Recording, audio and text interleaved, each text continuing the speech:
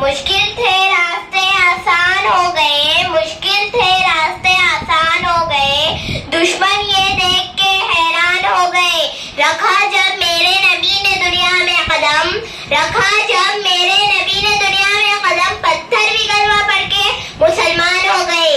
جناب صدر جلسہ، معزز اساتذہ اور میرے پیارے ساتھیوں، السلام علیکم۔ میرا نام تربیہ فاطمہ ہے۔ میں اقرا سیمی انگلش اصول کی تیسری جماعت کی طالبہ علم ہوں۔ میرے تقریر کا عنوان ہے فتح مکہ۔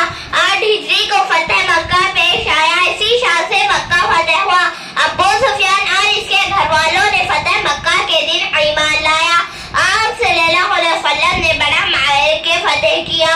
کعبے کی چھت پر کھڑے ہو کر حضرت بلال نے اذان دی، کعبے کے اندر رکھے بت توڑ کر پھینک دیے۔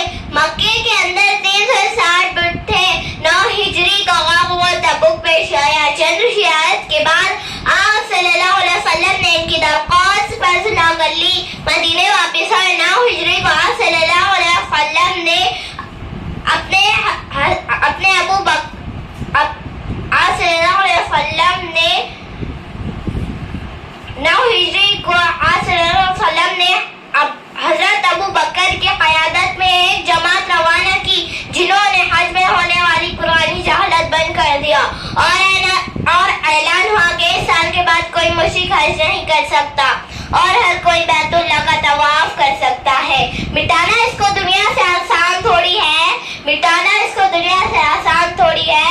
سنو یارو، کسی انسان کا یہ فرمان تھوڑی ہے۔ کتابیں آج بھی دنیا میں بے انتہا موجود، مگر قرآن سے الگ اس کی شان تھوڑی ہے۔ کیا لکھوں محمد صلی اللہ علیہ وسلم کی شان میں، کیا لکھوں محمد صلی اللہ علیہ وسلم کی شان میں؟ سب تو لکھ دیا ہے اللہ پاک نے قرآن میں۔ رمضان 8 ہجری میں اللہ تعالیٰ نے اپنے رسول اللہ صلی اللہ علیہ وسلم کی فتح کا شرف بخشا۔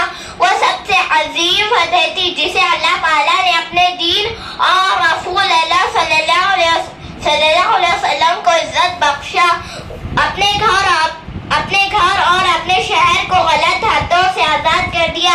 اس فتح پر آسمان والوں نے خوشی منائی اور کفار اللہ کے دین میں فوج در فوج داخل ہوئے۔